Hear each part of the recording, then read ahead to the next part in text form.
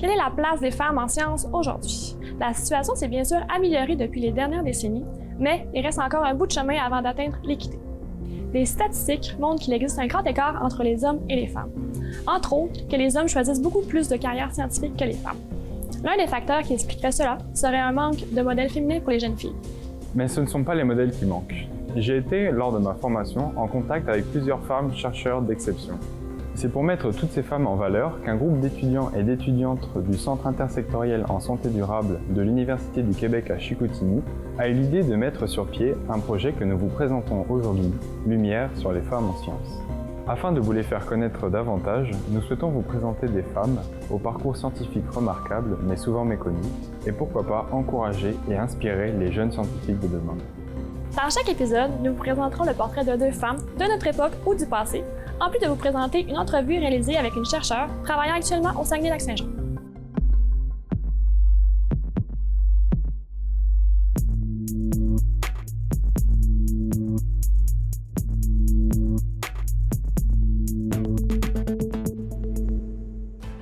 Dans l'épisode d'aujourd'hui, nous vous présentons le portrait de Ingy Lehman et de Margaret Newton. Mais tout d'abord, Noémie Gaudreault a réalisé une entrevue avec Mila Raussio, professeure au département des sciences fondamentales de l'UQAC.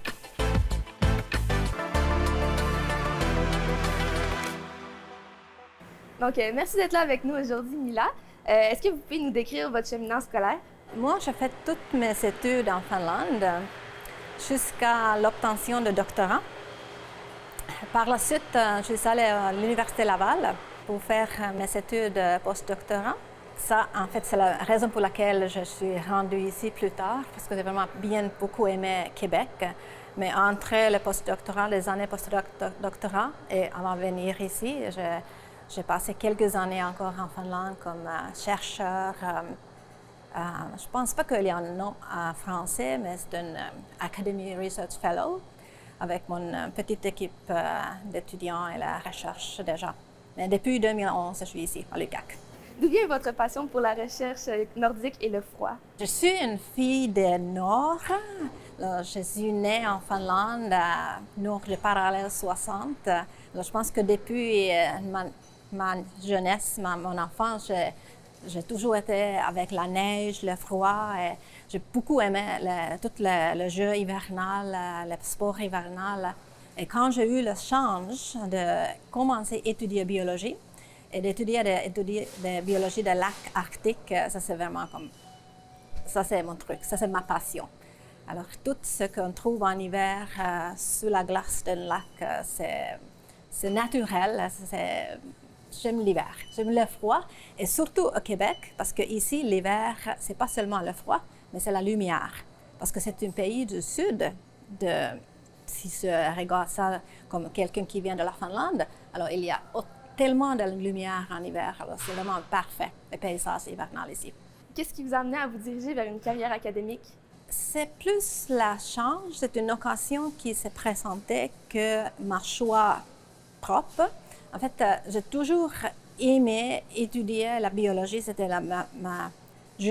mon sujet favori, mais c'était comme automatique que je suis allée à l'université, mais c'est le sujet, encore les études académiques, les études en biologie, la chance d'aller dans le Nord, de voir, étudier le lac. Ce n'était pas mon choix, mais c'est par la passion. Et quand quelqu'un me présente, de me demande est-ce que tu aimerais faire une maîtrise, un doctorat, c'est comme oui, pourquoi pas. Et c'est tranquillement comme ça. Là. C'est plus le sujet qui m'a apporté ici, où je suis en ce moment, que vraiment un choix précis de choisir un cheminement académique. Est-ce que vous avez déjà rencontré des difficultés face à votre cheminement professionnel dû au fait que vous étiez une femme? Oui, en sens que le terrain que je fais, c'est dans le nord ou durant l'hiver. Alors, c'est très physique.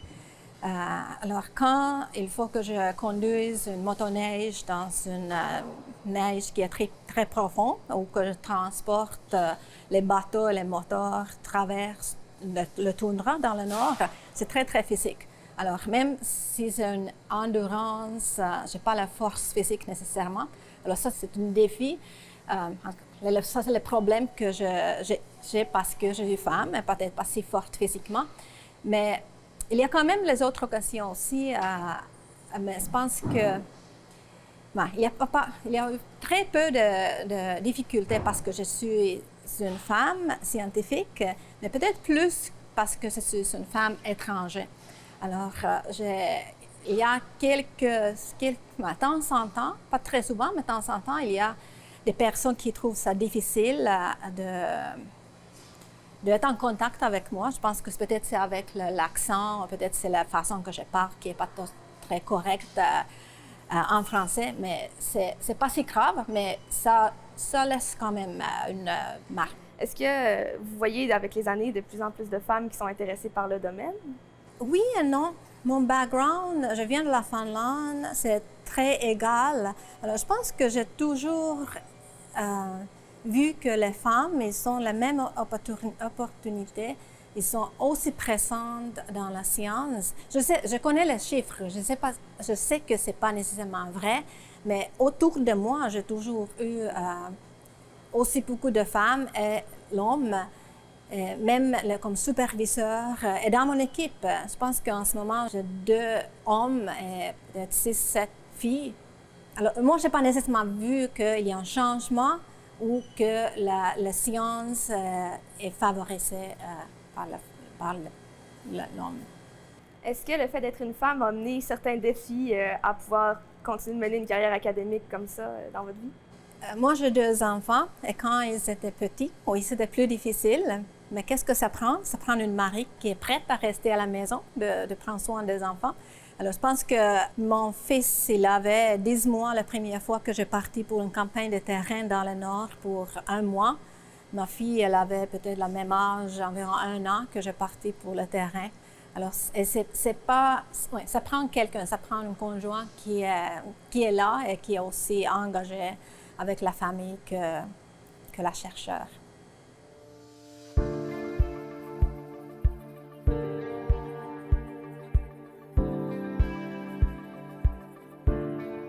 Ingi Lehmann est une sismologue géophysicienne d'origine danoise connue pour la découverte du noyau solide au centre de la Terre. Née plus de 20 ans après Marie Curie, en 1888 à Copenhague, le monde scientifique est encore dominé par les hommes et c'est un véritable combat de s'y faire une place en tant que femme. Elle bénéficie d'une scolarité rare à l'époque. En effet, elle intègre une nouvelle école mixte créée par la tante de Niels Bohr. Dans cette école, aucune distinction de genre. Les filles et les garçons apprennent les mêmes matières, jouent au soccer, au rugby et apprennent la broderie. Elle a l'opportunité d'étudier les mathématiques, la chimie, la physique et l'astronomie. C'est une élève très brillante, ce qui l'a conduit à intégrer Cambridge en 1910. Mais elle est mal préparée au test de mathématiques, Mathematical Tripos, l'échoue et quitte Cambridge en 1911. Elle n'abandonne pas pour autant et finit par décrocher un doctorat en géodésie, spécialité sismologie, lors d'un retour aux études à l'âge de 40 ans. C'est à partir de ce moment que sa carrière d'école est atteint son point culminant, alors qu'Ingi dépasse les 70 ans. C'est un modèle de réussite et prouve qu'il n'est jamais trop tard pour changer de carrière, reprendre ses études et réussir dans le domaine de la science. La carrière de Lehmann débute en 1925 quand elle intègre un réseau de recherche en sismologie au Danemark, puis au Groenland. En 1928, elle devient chef du département de sismologie du Royal Danish Geodetic Institute, poste qu'elle occupe 25 ans. En 1936, en étudiant les données d'un séisme survenu en Nouvelle-Zélande en 1929, Ingi Lehmann identifie un phénomène affectant les rayons associés aux ondes P. Elle publie l'article P' qui va changer la vision que l'on a sur la constitution de la Terre. Grâce à de nombreux calculs supportés par des théories, elle démontre qu'il existe une région solide au centre de la Terre qui réfracte les ondes P. Quelques années plus tard, les ténors de la sismologie confirment et soutiennent l'idée de Lehmann. Son travail fut fortement entravé, il a fallu attendre 1971 pour confirmer par des calculs informatiques son observation. En 1953, elle prend sa retraite et quitte son poste de directrice du département de sismologie de l'Institut danoise de géodésie qu'elle occupait depuis 1928. Mais sa carrière ne s'arrête pas là. Le programme militaire américain, Vela Uniform, installe des capteurs sismiques qui engendrent des données précieuses au cours des années 1960. Elle profite de sa liberté pour participer à l'analyse de ces ondes sismiques aux États-Unis. C'est d'ailleurs ce projet qui a fortement contribué à l'essor de la théorie de la tectonique des plaques. Avant elle, nous pensions que le centre de la Terre était constitué de lave liquide. Sa découverte de la partie centrale solide a été d'une grande importance pour comprendre l'origine de l'énergie générant les champs magnétiques de la Terre. Lyman a reçu de nombreuses distinctions, elle est même élue membre de la Royal Society en 1969. En 1971, elle est décorée de la médaille William Bowie, le plus prestigieux prix de géophysique. C'est la première femme à la recevoir. Elle est encore aujourd'hui considérée comme une pionnière de la sismologie. Angie Lyman est décédée en 1993. Elle est depuis universellement respectée pour ses contributions à la compréhension de la planète et a permis un fort regain d'intérêt pour la sismologie. Elle prouve aussi que l'éducation mixte est un modèle efficace et que les femmes sont tout aussi capables de réussir dans le domaine scientifique que les hommes.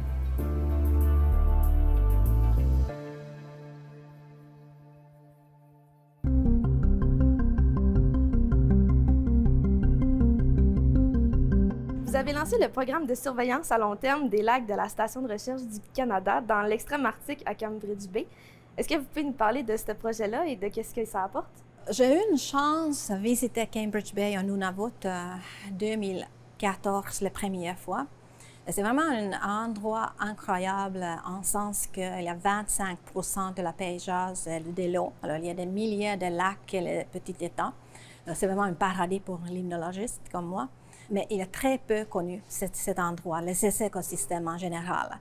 Et grâce à ma recherche et aussi la collaboration que j'ai faite avec la station de recherche à Cambridge Bay, on a pu commencer des études à long terme.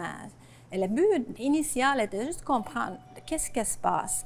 Qu'est-ce qui se passe dans ce lac? C'est quoi la qualité d'eau? C'est quoi l'état de santé de ces écosystèmes? Et maintenant, depuis 8 ans, on fait le suivi. Je pense qu'échantillon en total 50 de lacs, mais il y a quelques-uns qu'on échantillonne chaque année. Et même durant la pandémie, on a les collaborateurs nordiques qui habitent à Cambridge Bay, qui font les échantillonnages. Alors, on commence à comprendre un peu mieux qu'est-ce qui se passe. Et des questions qu'on se pose, en autre que pas seulement qu'est-ce qui se passe, mais aussi de comprendre comment ils vont réagir au changement. Alors, la fonte de gel, de pergélisol, tous les matériels organiques, carbone qui viennent de bassin versant, comment ça va changer ces écosystèmes? Comment, par exemple, la qualité d'eau, la qualité aussi des poissons, des organismes aquatiques change? Comment la concentration en mercure, concentration en oméga 3 change? Il y a beaucoup de choses à découvrir, surtout aussi l'hiver qui est en train de changer. On a jugé plus intéressant pour moi, ma passion, de comprendre qu'est-ce que ça va dire pour l'écologie de ce lac quand l'hiver est plus court, moins de neige. Est-ce qu'il va y avoir un changement dans la productivité, dans la qualité de l'eau, des composantes comme les acides gras, les oméga 3 que les poissons fournissent, etc. Beaucoup de questions, beaucoup de choses encore à couvrir. Comment ça se passe vos recherches quand vous allez sur le terrain? Si on travaille dans l'Arctique, ça prend beaucoup de planification, de logistique, c'est super important. Alors, il faut amener tout, une feuille de papier, un crayon, tout. Et normalement, les campagnes de terrain, c'est quelques semaines jusqu'à un mois, plus qu'un mois. On sort avec les glaciers, une dizaine de glaciers, avec tous les microscopes, le système de filtration, tout le matériel qu'on peut imaginer. Même un bateau, un Zodiac de 3,5 mètres, un moteur, tout, il faut amener. Alors, il n'y a rien nécessairement dans l'Arctique quand on y arrive. C'est beaucoup de logistique, la planification pour aller travailler dans l'Arctique. Quand on travaille ici, plus au Saguenay, c'est plus facile. Mais quand même, les études, le terrain en hiver, encore, il y a certaines choses qui, même si on est habitué de travailler dans le froid, nos équipements, nos sensors, notre filet de plancton n'aiment pas le froid. Alors, il faut monter une tente, une chaufferette, etc., de avoir la température plus élevée que 0. Et ça, c'est la seule façon qu'on peut prendre les échantillons en hiver. Alors, ce n'est pas nous, les humains, qui souffrent, c'est nos équipements qui prennent la température plus élevée en hiver. Est-ce que vous pouvez nous parler de c'est quoi la limnologie en général? Limnologie, c'est un peu comme écologie aquatique.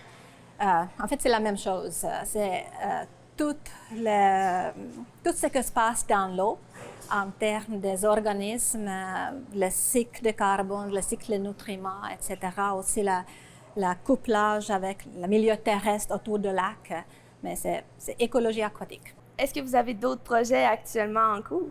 Oui, un des projets que j'ai en cours, c'est de comprendre des lacs boréaux ici au Québec, comment ils vont réagir quand l'hiver va être plus court et surtout comment et quand les gaz en effet de serre sortent d'un lac. Alors, traditionnellement, on pense que c'est la fonte de glace en printemps, que ça c'est le moment le plus important quand le gaz en effet de serre, CO2 méthane, sort. Mais depuis 2 ans qu'on fait les échantillonnages chaque mois, on a compris qu'au Québec, le lac, en fait, il y a une ventilation de gaz tout au long de l'hiver parce que les rivières restent ouvertes. Il ne gèle pas. Et ça, ce n'est pas inclus dans le modèle de changement climatique et aussi la quantité de gaz à effet de serre qui sortent de lac. Alors, il y a très peu de chercheurs qui mesurent la concentration de gaz à effet de serre en hiver et aussi, surtout, la ventilation de ce gaz durant l'hiver. Alors, je pense qu'on manque une quantité importante si on fait seulement les mesures en printemps, après le fond de glace et en été. Alors, il faut inclure l'hiver pour comprendre, avoir l'image plus complète de cette problématique de gaz à effet de serre. Est-ce que quand on fait des grandes campagnes de terrain comme ça, le financement est un défi? Oui, quand on travaille dans l'Arctique, c'est pas seulement le billet d'avion qui sont extrêmement chers. Je pourrais faire un tour du monde avec un prix de billet d'avion d'y aller dans l'Arctique canadien. Ça peut être jusqu'à 8 000 $ un billet d'avion y aller. Et c'est pas seulement ça, il faut envoyer tous les matériaux, tous les disques glaciers qu'on a avec les microscopes, le système de filtration des bouteilles, etc. Alors c'est extrêmement cher faire le terrain. Mais c'est avec toute la recherche, parce que ça ne finit pas là. Il faut amener les échantillons ici. Et quand on étudie les choses invisibles, les nutriments, des microbes, même plancton, ça prend certains types d'instruments, l'infrastructure qui est vraiment l'entretien de tout ça. Ça prend le temps, ça prend des sous, ça prend des financements. Oui, alors c'était peut-être une des raisons pour laquelle la recherche dans l'Arctique, c'est encore très peu faite.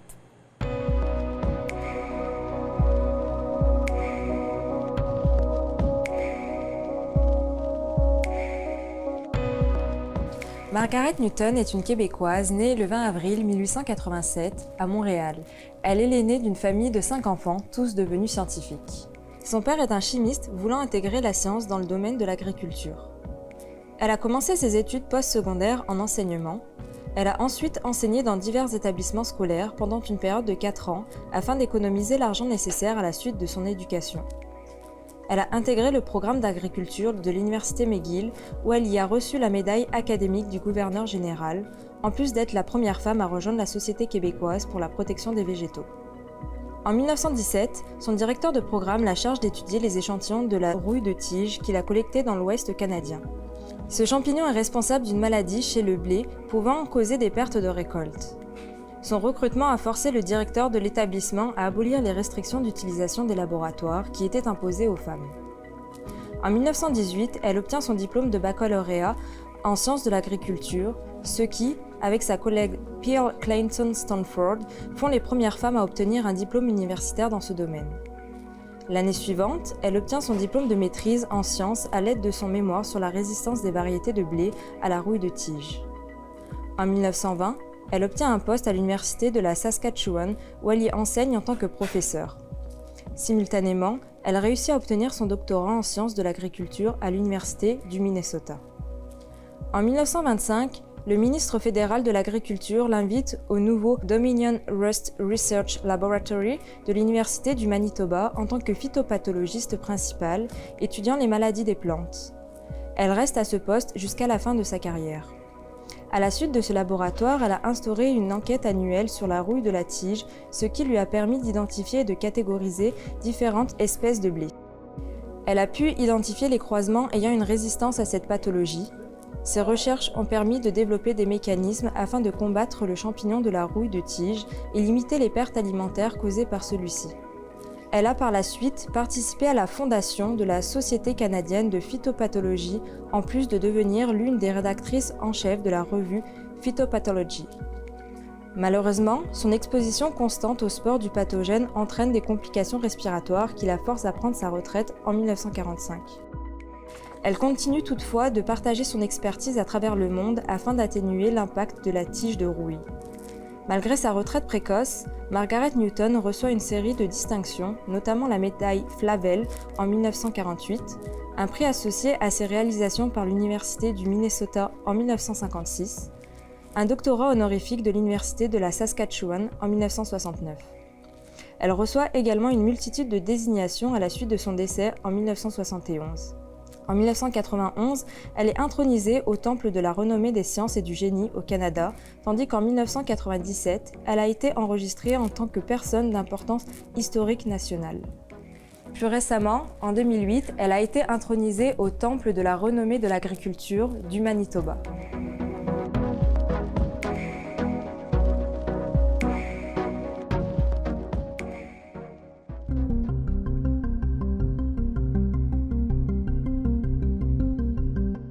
Si vous aviez 3 mots pour décrire l'UQAC, qu'est-ce que ce serait? OK. J'ai 3 mots. Je pense qu'il faut que j'explique mes 3 mots. Ils sont nordiques, petits, stériles. Et qu'est-ce que je veux dire en utilisant le mot nordique? Alors, pour moi, où on est situé, c'est vraiment excellent. C'est parfait pour une personne comme moi qui veut étudier les écosystèmes nordiques, forêt boréale, l'Arctique, incluant le lac, bien sûr. Hein. Alors, où on est, c'est vraiment fantastique. On a accès aux natures intéressantes autour de nous. Petit, en sens positif aussi. Je pense que c'est surtout les cours qu'on peut donner. On n'a pas beaucoup d'étudiants, mais on a assez de vraiment avoir les cours qui sont intéressants, interactifs. Alors, jumeler les théories avec les pratiques. Moi, souvent, j'amène mes étudiants au lac pour prendre les échantillons, faire les mesures, de comprendre mieux tout ce que j'ai expliqué avant en théorie. Ça, c'est quelque chose qu'on ne peut pas faire sans étudiants en classe. Alors, ça, c'est quelque chose qu'on peut faire ici. Mais le troisième, stérile, c'est peut-être un côté négatif un peu. Moi, je trouve que on ne met pas assez on ne valorise pas assez de l'environnement où on est. C'est comme trop propre. Il y a pas on a les couloirs énormes qui sont vides. Il n'y a pas de bancs, il n'y a pas de chaises pour avoir les discussions. Les murs sont vides, ils sont blancs, ils sont vides. Il n'y a pas des affiches, il n'y a pas de photos qui présentent notre programme. Alors ça, c'est quelque chose que je pense qu'on voit dans d'autres universités qui sont peut-être plus anciennes. Ils sont remplis avec le monde, avec le matériel, et en même temps, c'est plus agréable comme endroit. Pour moi, on est trop stérile, trop propre. Alors, il y a beaucoup de choses encore à améliorer. De vraiment le montrer comment c'est UQAC, waouh, on fait quelque chose d'intéressant. Bienvenue ici. Quel conseil donneriez-vous à des jeunes étudiantes qui voudraient, comme vous, devenir chercheuses plus tard? Suivre votre passion. Ça, c'est une chose. D'être une chercheuse, c'est un travail très exigeant. Il y a beaucoup de côtés qui ne sont pas nécessairement agréables, l'administration, autre chose. Mais si tout est basé sur une passion, ça va tout changer. Mais aussi, choisissez bien le monde que vous travaillez avec, ces deux choses, suivre votre passion et travailler avec le monde, surtout le monde que vous aimiez. Ça va vous amener loin. Quelle est, selon vous, votre plus grande fierté dans votre carrière? Je pense que en général, c'est vraiment, je suis fière que j'ai réussi à amener, réunir le monde sur les professeurs, les collaborateurs, les étudiants de différents organismes, de différents pays ensemble pour travailler, pour comprendre un écosystème très lointain comme l'Arctique et de comprendre qu'est-ce qu'on peut découvrir en étudiant cet écosystème.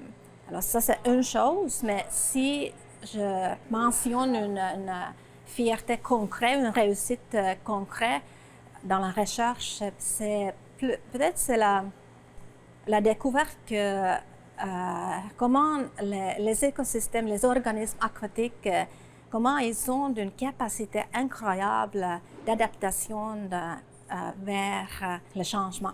Comme par exemple les rayonnements ultraviolets qui sont très, très puissants dans le nord, où les lacs sont très peu profonds et transparents. Alors, il y a beaucoup de rayonnements dans l'eau.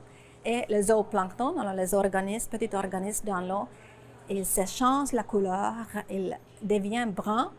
Alors, un peu comme nous autres, en été, on est bronzé. C'est exactement le même mécanisme d'adaptation que les zooplanctons ont dans le lac transparent dans l'Arctique. Alors ça, c'est ma fierté. Comment envisagez-vous votre futur au sein de notre établissement? J'espère continuer à travailler avec une équipe internationale diverse, des professeurs, étudiants ensemble, de découvrir les choses que j'aime, de comprendre plus les écosystèmes aquatiques, surtout en hiver. J'espère aussi de continuer de donner mes cours en sens que ça élève une passion, intérêt vers l'écosystème aquatique, le milieu boréal, le milieu aquatique, la nature en général. Alors, je pense que j'aime mon travail, alors je veux continuer ce que je fais en ce moment. Merci beaucoup d'avoir été là pour cette émission, c'était super intéressant. Merci beaucoup, je suis contente d'être ici.